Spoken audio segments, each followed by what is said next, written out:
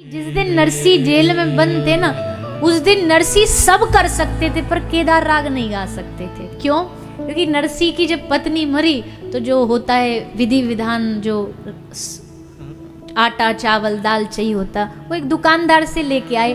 देने को पैसा नहीं था तो गिरवी में राग रखा है, केदार राग गिरवी रख दिया। बोले जब तक तेरा पैसा नहीं लौटाऊंगा मैं ये राग नहीं गाऊंगा। और सबको पता था नरसी इस राग के बगैर रह नहीं सकता, क्योंकि उससे ठाकुर जी आते हैं। तो अब जेल में नरसी राग तो गा नहीं सकते, ऐसे ही हाथ जोड़ के बुला रहे हैं, हे नाथ आ जाओ, आज बचा लो, हमारी इज्जत है, हमारा सम्मान है, टूट जाएगा। आपकी इज्जत है, आपका सम्मान है, आपकी इज्जत चली जाएगी। खूब नरसी ने कहा, ठाकुर जी नहीं आए नहीं आए नहीं आए। अब नरसी को चढ़ाने गुस्सा। अब भाई भक्त का अधिकार है, अगर स्तुति कर सकता है तो डांट भी सकता है, अधिकारी है भक्त। तो नाराज होके भगवान से बोला, कब से कह रहा हूं आ जाओ आ जाओ आ जाओ, तुम्हारी इज्जत चली जाएगी, तुम्हारी आबरू चली जाएगी। पर अब समझ आया जिसकी इज्जत होगी उसकी तो जाएगी, तुम्हारी तो है ही नहीं। तुम्हारे दो दो माँ दो दो बाप, देवकी नंदन यशोदा नंदन ये नहीं पता। तुम तो उसके वो शबरी के पास जाओगे, कबीरो थारे लगे छे बाप, बालद ल्यायो आप हु आप, शबरी थारी लगे थी माई, ताको झूठा वनफल खाई, कर्मा थारी काकी थाए। गुजराती थे ना जूनागढ़ के। कर्मा थारी काकी थाए, ताकी खींचड़ बिना सुधी खाए, गनिका तोरी गोतन होए, ताको शीश नवायो तोए, तेरे अवगुण कहलो कहूं, विपद परिपद गयो सहूं। अब ठाकुर जी के अवगुण बता रहे हैं। बोले तुम गणिका के लिए चले गए, कर्मा तुम्हारी काकी लगती थी, उसके खींचड़ खाने भागे आ गए।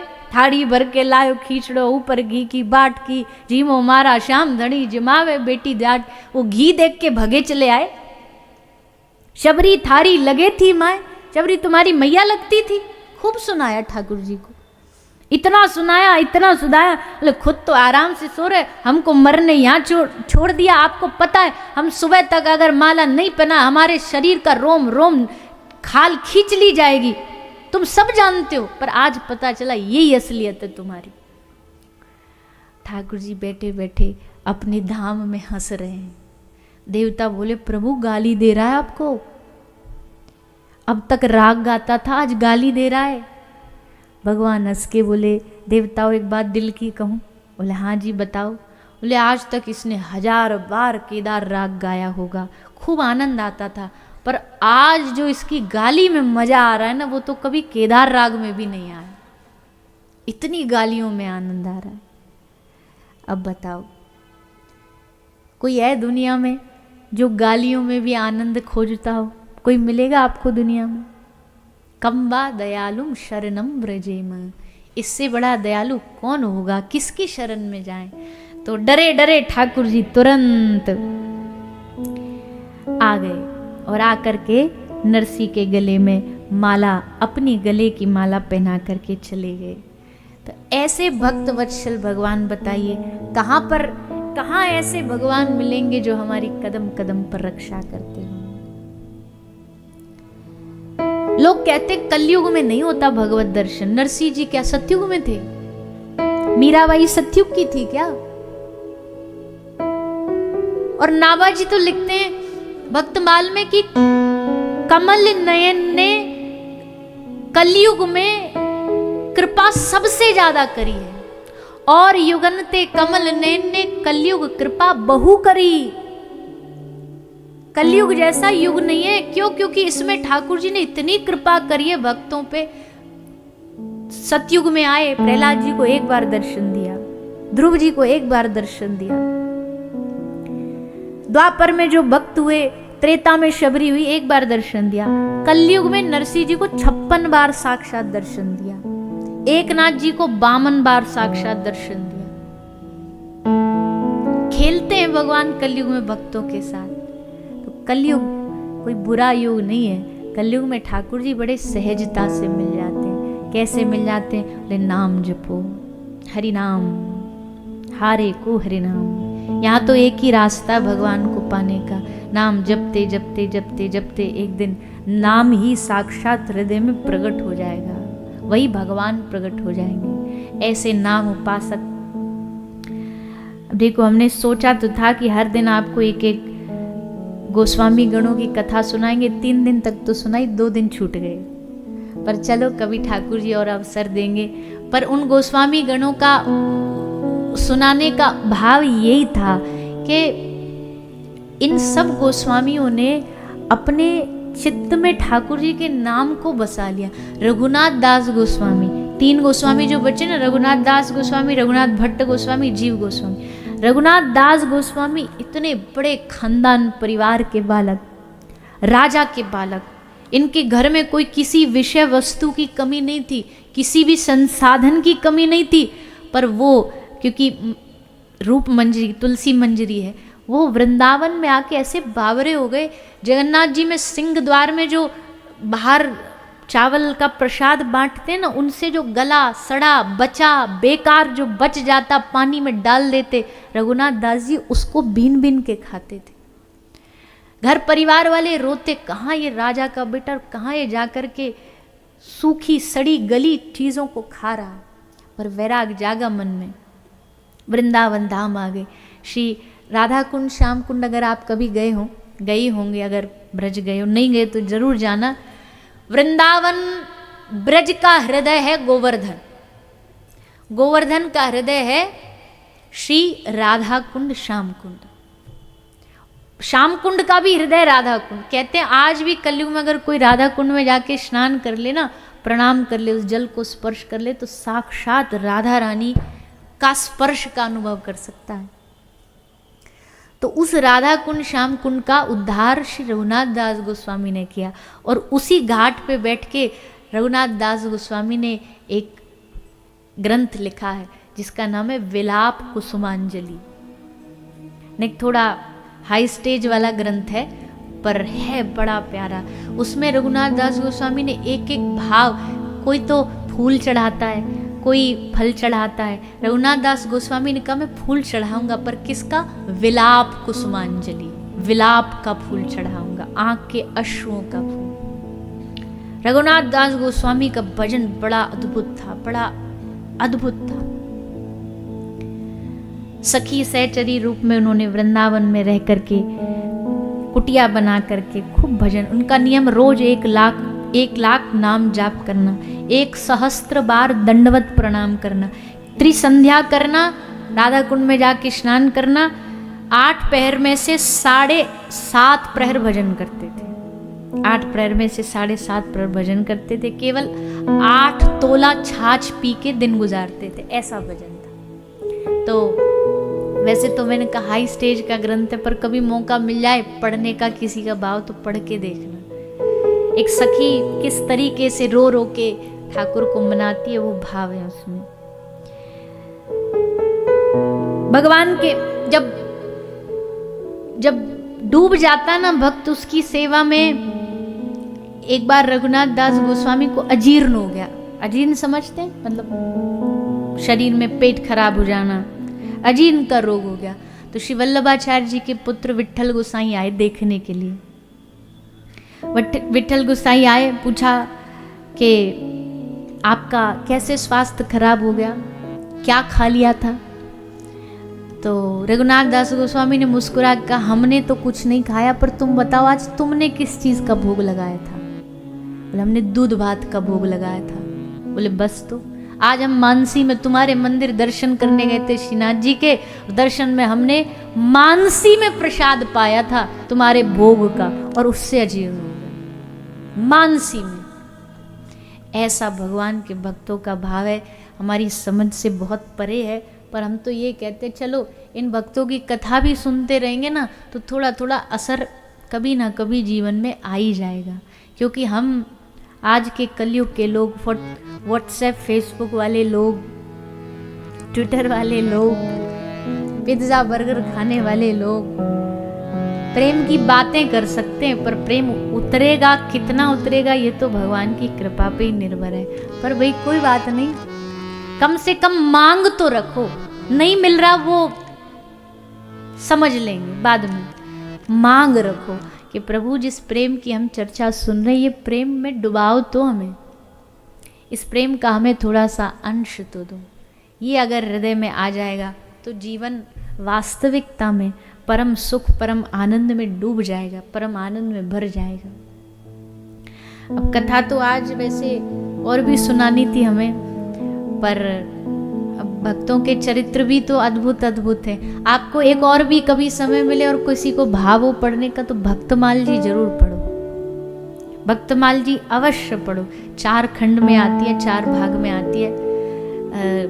एक में सतयुग, एक में त्रेता, एक में द्वापर, एक में कलयुग के अलग अलग भक्तों का वर्णन है। पढ़ोगे बड़ा आनंद आएगा, कैसे किस पर भगवान छल करके आए हैं, किस पर कैसे कृपा करी है, किसको कैसे अपनाया है। सब भक्तों के चरित्र हैं उसमें, हजारों हजारों भक्तों के चरित्र हैं। पढ़ के देखो तो लगेगा। अब देखो, आप जिसको अपना आइडल मानते हो, आदर्श मानते हो, उनका कोई इंटरव्यू आ रहा हो, पर्सनल प्राइवेट इंटरव्यू, क्या खाते हैं, क्या उनको पसंद है, क्या चीज अच्छी लगती है, वो पता लग जाए तो आप उनकी तरह बनने की कोशिश करते हैं, या वो जब आपको मिलेंगे तो आप उनके लिए वही वस्तु लेकर के जाना पसंद करेंगे, आप जिनको अपना आदर्श मानते हो।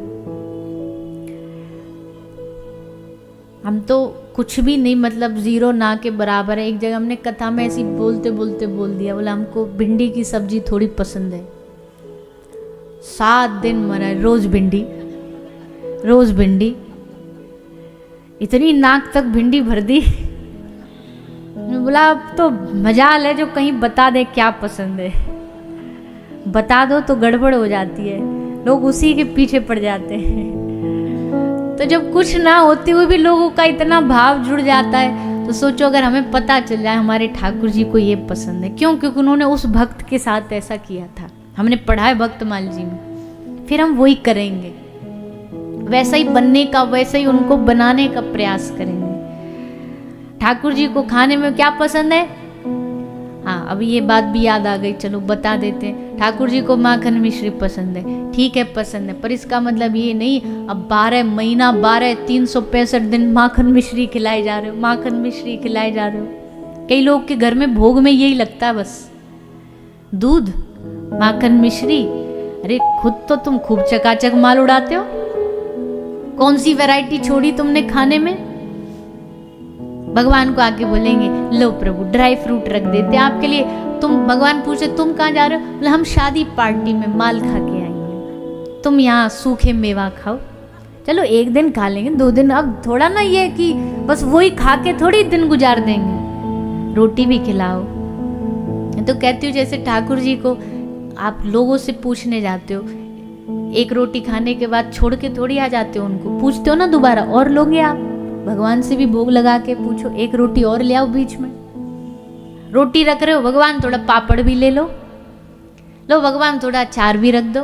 अरे आज तो वो एकदम वो बढ़िया तेल में फ्राई वाली मिर्ची मिल जाए, वो भी ठाकुर जी को थोड़ा नींबू रख दो, आज खट्टा खाने का मन होगा ये भी रख दो। सब खाते हैं ठाकुर जी, अगर भाव से खिलाओगे तो।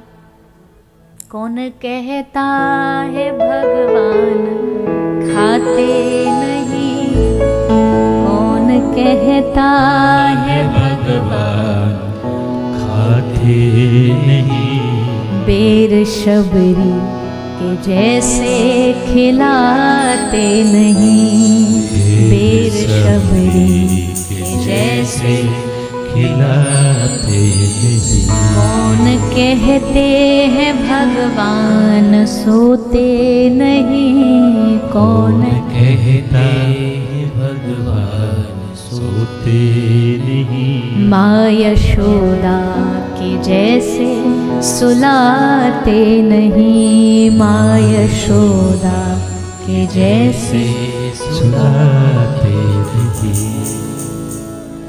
जिनके घरों में ठाकुर जी की सेवा है और दिल से सेवा करते होगे ना, तो आपको अनुभव जरूर होगा कभी ना कभी तो जीवन में कुछ ना कुछ खुरापाती ठाकुर जी करते ही रहते हैं। कई दिन बांसुरी छुपा लेंगे, लाख ढूंढ लो मिलेगी नहीं, अगले दिन देखो वहीं रखी थी। कुछ ना कुछ लीला जरूर करते हैं, कभी खाने में, कभी पहनने में। नखरे कम है क्या इनके? कम नखरे नहीं है।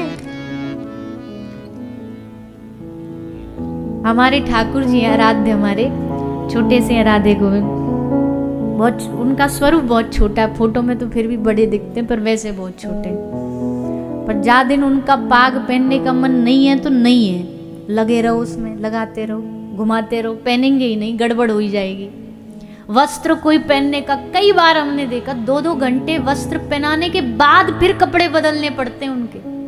फिर कुछ ना कुछ लीला ऐसी घट जाती है तो कुछ हो जाएगा, बोले नहीं वहां रंग अच्छा नहीं, दूसरा पहनाओ। कुछ ना कुछ लीला करेंगे जरूर, करते जरूर है। इसलिए हम बार बार सबसे हाथ जोड़ के निवेदन करते हैं कि भैया आपके घर में जो ठाकुर जी हैं, ये मूर्ति नहीं है, ये पत्थर नहीं है, ये पीतल नहीं है, ये अष्ट धातु नहीं है, साक्षात भगवान है। इनको प्यार करो, इनको स्नेह करो, इनके लिए जीवन भी लुटाना पड़े तो लुटा दो, मत सोचो। खुद तो बने ठने डोलेंगे एकदम। एक मैया हमको बोली, उस घर में ले गई, सब घर दिखा रही थी, खूब बढ़िया अच्छा पहनावा था, हीरा फीरा सब पहन रखी थी, बढ़िया डायमंड से। बोला हमारे ठाकुर जी को देखो। हमने कहा चलो मैया दिखाओ। गए ठाकुर जी को देखने, गोपाल जी बेचारे बैठे थे फटे कपड़ा में, फटा सा कपड़ा पहने ठाकुर जी बैठे। और फिर हंस के वो कहती है ये हमारे घर के मालिक हैं। हमने मुंह पे तो नहीं बोला पर हम मन मन में बोले कि मैया पहला घर देखा होगा जब मालिक की ये हालत है, और देखो नौकर देखो कैसे राजा बने घूम रहे हैं। मालिक हैं कहने से थोड़ी मालिक बन जाते हैं। मालिक जैसा दिखाओ, खुद अच्छा पहनो ना पहनो, ठाकुर जी को अच्छा पहनाओ। खुद के साल के 365 कपड़ा होना हो, ठाकुर जी के लिए होने चाहिए। आभूषण उनके लिए अच्छे होने चाहिए, अपने लिए हो ना हो। अपना जन्मदिन बढ़िया मनाओ, मत मनाओ, उनका मनाओ। ये भाव जागेगा तब तो ठाकुर जी को लगेगा चलो इसको दर्शन देते हैं। तो घर की मूर्तियां साक्षात भगवान होती हैं। ये बोलती भी हैं, ये बात भी करती हैं, ये चलती भी हैं, ये नाराज भी होती हैं। गलत काम करोगे तो नाराज भी होती है, अच्छा करोगे तो प्रसन्न मुद्रा में भी दिखाई देती हैं। आकृति बदलती है भगवान की मूर्तियां। तो ऐसा भाव मन में पैदा करो कि ये हमारे प्राण हैं,